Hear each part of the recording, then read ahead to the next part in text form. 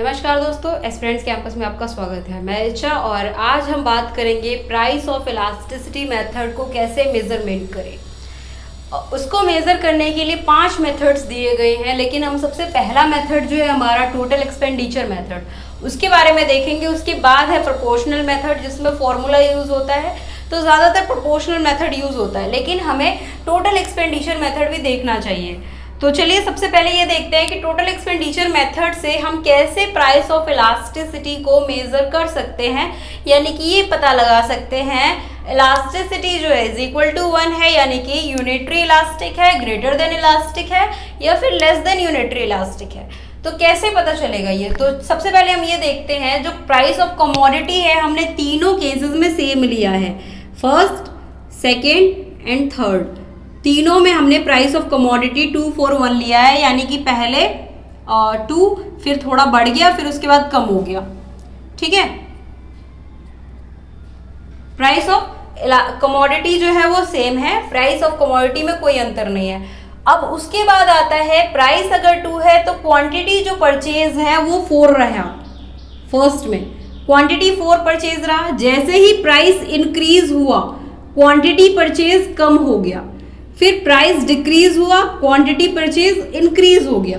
तो यहाँ पे प्राइस के अकॉर्डिंग क्वांटिटी परचेज और टोटल एक्सपेंडिचर जो रहा वो हमेशा कांस्टेंट रहा तीनों केसेस में, चाहे प्राइस इंक्रीज हो चाहे डिक्रीज हो, टोटल एक्सपेंडिचर जो है वो अनचेंज्ड है, चेंज नहीं हुआ है।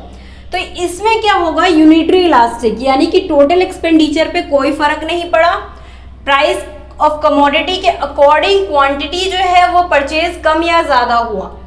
अब सेकेंड जो हमारा है उसमें हम ये देखेंगे प्राइस ऑफ कमोडिटी 2 था तो क्वांटिटी परचेज 4 हुआ, प्राइस ऑफ कमोडिटी इंक्रीज हुआ तो क्वांटिटी परचेज डिक्रीज हुआ, प्राइस ऑफ कमोडिटी डिक्रीज हुआ तो क्वांटिटी परचेज इंक्रीज हुआ। यहाँ पे प्राइस के अकॉर्डिंग यहाँ पे उल्टा चल रहा है क्वांटिटी का परचेज, अगर प्राइस डिक्रीज हो रहा है तो क्वांटिटी परचेज इंक्रीज हो रहा है। तो ये डिमांड एंड सप्लाई वाला टाइप का फॉर्मूला आ गया एक तरीके से कि अगर प्राइस बढ़ेगा तो परचेज घटेगा, प्राइस घटेगा तो परचेज बढ़ेगा। ठीक है, तो ये इस तरीके का आ गया कुछ। तो यहाँ पे हम एक्सपेंडिचर अगर देखें तो एक्सपेंडिचर पहले 8 था, यानी कि according to quantity purchase expenditure पहले 8 था, एक्सपेंडिचर डिक्रीज हुआ जब प्राइस इंक्रीज हुआ, एक्सपेंडिचर इंक्रीज हुआ जब प्राइस डिक्रीज हुआ।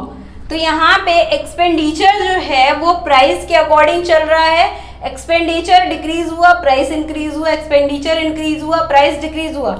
तो ये जो केस है ये क्या है, ग्रेटर देन यूनिटरी इलास्टिक, यानी कि यूनिटरी इलास्टिक यानी कि 1 से ज्यादा, ग्रेटर देन यूनिटरी इलास्टिक ये केस आ गया, और इज इक्वल टू 1 ये केस आ गया जब टोटल एक्सपेंडिचर अनचेंज्ड है, यहाँ पे कोई चेंज नहीं हो रहा है। यहाँ पे क्या है, चेंज हुआ है, ये देखिए इंक्रीज हो रहा है, यहाँ पे क्या है, डिक्रीज हो रहा है। टोटल एक्सपेंडिचर यहाँ डिक्रीज हुआ है, यहाँ इंक्रीज हुआ है। तो ये हो गया। और इसके बाद हमारा थर्ड केस आता है, प्राइस 2 था क्वांटिटी परचेज 3 हुआ, प्राइस इंक्रीज हुआ क्वांटिटी परचेज डिक्रीज हुआ, प्राइस और डिक्रीज हुआ क्वांटिटी परचेज इंक्रीज हुआ। यहाँ पे क्या है, प्राइस के अकॉर्डिंग प्राइस अगर बढ़ता है तो एक्सपेंडिचर बढ़ता है, प्राइस घटता है तो एक्सपेंडिचर घटता है। प्राइस बढ़ा, प्राइस यहाँ पे बढ़ा तो एक्सपेंडिचर बढ़ा, प्राइस यहाँ घटा तो एक्सपेंडिचर यहाँ पे घटा। तो यहाँ पे जब प्राइस के अकॉर्डिंग एक्सपेंडिचर का चल रहा है घटना और बढ़ना, तो ये हो गया लेस देन यूनिटरी इलास्टिक, यानी कि एक्सपेंडिचर यहाँ पे कम हो रहा है जब प्राइस बढ़ रहा है तो एक्सपेंडिचर कम हो रहा है, जब यहाँ पे प्राइस घट रहा है तो एक्सपेंडिचर बढ़ रहा है। तो इस तरीके से चल रहा है यही। तो ये हमारा जो है ये टोटल एक्सपेंडिचर मेथड है जिसमें हम प्राइस के अकॉर्डिंग और एक्सपेंडिचर के अकॉर्डिंग देख रहे हैं यहाँ पे कि इलास्टिसिटी ऑफ डिमांड यूनिटरी है, ग्रेटर देन यूनिटरी है या फिर लेस देन यूनिटरी है। यहाँ पे 3 केसेस बन रहे हैं। ठीक है, तो यही हमने फर्स्ट वीडियो में भी समझा था। यहाँ पे हम मेथड के साथ एग्जांपल के साथ यहाँ पे देख रहे हैं। ये 3 केसेस हैं जहाँ पे इलास्टिसिटी ऑफ डिमांड जो है अपना अलग अलग मेजरमेंट शो कर रहा है, unitary, greater than unitary elastic and less than unitary elastic. उसके बाद प्रोपोर्शनल मेथड में विद फॉर्मूला हम देखेंगे क्वांटिटी और डिमांड के हिसाब से किस तरीके से चेंज होता है। तो दूसरा मेथड है हमारा प्रोपोर्शनेट और परसेंटेज मेथड। तो इस मेथड में सबसे पहले हम इलास्टिसिटी ऑफ डिमांड कैलकुलेटिव तरीके से निकालेंगे। सबसे पहले हम डिराइव करेंगे इलास्टिसिटी ऑफ डिमांड का फॉर्मूला, ठीक है। तो percentage change in quantity demanded for commodity, यानी कि कितना परसेंटेज चेंज हुआ है क्वांटिटी डिमांड कर रहे हैं अगर हम किसी एक कमोडिटी की, तो उसमें कितना परसेंटेज चेंज हुआ है, ये हमने लास्ट वीडियो में भी सबसे पहले देखा था, ठीक है। Percentage change in quantity demanded, यानी कि दो क्वांटिटी अगर दे रखी है तो दोनों के बीच में कितना चेंज हुआ है माइनस करके उसका परसेंटेज निकालना है। फिर उसके बाद percentage change in price of commodity, उसी कमोडिटी की, यानी कि अगर एक्स कमोडिटी की क्वांटिटी निकाल रहे हैं परसेंटेज चेंज, कितना परसेंटेज चेंज हुआ है, तो उसी कमोडिटी के प्राइस का परसेंटेज चेंज भी निकालेंगे, दोनों का निकालेंगे। ये इलास्टिसिटी ऑफ डिमांड का फॉर्मूला है। तो ये फॉर्मूला हमने लास्ट वीडियो में भी जब हमने first check price elasticity start किया था, इंट्रोडक्शन लिया था, उसमें भी हमने देखा था ये वाला formula, change in quantity demanded और इनिशियल डिमांड कितना था, इनिशियल यानी कि स्टार्टिंग में डिमांड कितना था और कितना चेंज हुआ है क्वांटिटी के डिमांड में। उसके बाद चेंज इन प्राइस, यानी कि प्राइस में कितना चेंज हुआ और शुरू में प्राइस कितना था, ठीक है। तो इस तरीके से क्वांटिटी 1, फिर क्वांटिटी इनिशियल क्वांटिटी और क्वांटिटी 1, तो इन दोनों में माइनस करेंगे तो कितना चेंज हुआ है ये आ जाएगा। यानी कि अगर क्वांटिटी हम पहले 25 केजी खरीदते थे, अब हम 20 केजी खरीदते हैं, तो दोनों को अगर माइनस कर देंगे, ये क्वांटिटी नया क्वांटिटी आ गया, ये पुराना क्वांटिटी है, दोनों को Q1 माइनस Q कर देंगे तो आ जाएगा 5 केजी आंसर, ठीक है। तो इसी की तरीके से क्वांटिटी निकालते हैं और इसी तरीके से प्राइस की भी निकालते हैं। अगर पहले 25 रुपए थी, अब 20 रुपए है, तो फिर अगर हम माइनस करेंगे तो 5 रुपए का अंतर आ जाएगा। तो यही है चेंज इन क्वांटिटी और चेंज इन प्राइस, जिसको हम किससे डिनोट करते हैं, डेल्टा से, delta Q delta P, delta से हम डिनोट करते हैं, ठीक है। और ये पुराना प्राइस आ जाएगा, जो 25 केजी था वो पुराना प्राइस था, पुराना क्वांटिटी था, ठीक है। जैसे पुराना प्राइस 25 रुपीज होगा तो पुराना प्राइस होगा। मैं एग्जाम्पल दे रही हूँ, ये क्वेश्चन में नहीं है ऐसा कुछ भी, ठीक है। एग्जाम्पल के थ्रू मैं आपको समझाने की कोशिश कर रही हूँ। अगर आपको डाउट है तो आप कमेंट सेक्शन में पूछ सकते हैं। और उसके बाद हम क्या करेंगे, आपको ये चीज तो यहाँ तक हो गई सॉल्व, ठीक है। माइनस आपको भूलना नहीं है, क्योंकि जो स्लोप होता है इलास्टिसिटी का वो हमेशा नेगेटिव होता है, इसीलिए माइनस यहाँ पे आएगा। इसको बताने की मुझे दोबारा जरूरत नहीं है। उसके बाद आप ये देखिए कि अगर ये दोनों डिवाइड में है तो हम इसको इस तरीके से भी लिख सकते हैं। अगर ये डिवाइड में है दोनों, तो डिवाइड में चीजें जो होती हैं उल्टा होके मल्टीप्लाई में आ जाती हैं। जब कोई चीज डिवाइड में होती है तो अगर हम उसको पलट देते हैं, रेसिप्रोकल कर देते हैं, तो वो मल्टीप्लाई में चली जाती है, ये आपको पता होगा, ठीक है। अगर हम 1/2 अपॉन में 3/4 डिवाइड में ऐसे लिखेंगे तो हम इसको 1/2 इंटू में 4/3 करके डिवाइड में भी लिख सकते हैं, ऐसे भी, ठीक है। तो ये एक मैथमेटिकल मेथड हो गया इस तरीके से कि हम इसको इस तरीके से भी लिख सकते हैं, ठीक है। तो इसका फॉर्मूला क्या बन जाएगा, माइनस डेल्टा Q अपॉन में Q इंटू में P अपॉन में डेल्टा P। इसको हम P/Q और delta Q by delta P भी लिख सकते हैं, इस तरीके से भी हम लिख सकते हैं इसे।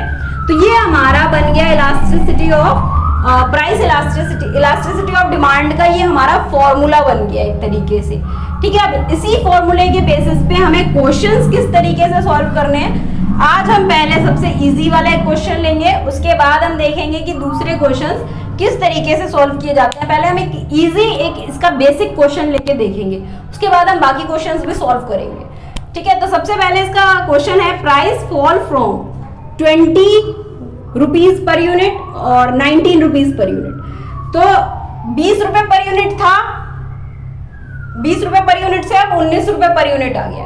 तो पुराना प्राइस हमारा कितना था, 20 रुपए पर यूनिट, नया प्राइस हमारा कितना आया, 19 रुपए पर यूनिट, ठीक है। तो अगर हम यहाँ पे हमारे पास प्राइस दे रखा है 20 रुपए 19 रुपए, ये तो इसके बीच का हमारा निकालना है प्राइस पर यूनिट। तो फिर हम क्वांटिटी भी यही लेंगे 200 और 240, यही दो हम उठाएंगे क्योंकि हमें क्वेश्चन में यही दे रखा है कि 20 और 19 के बीच का लेना है।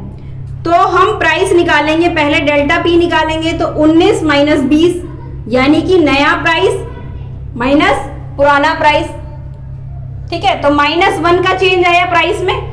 इसी तरीके से हम क्वांटिटी का भी लेंगे, 240 और 200, पुराना कितना था 200 था, अब कितना है 240 है। तो इसका आंसर कितना आया,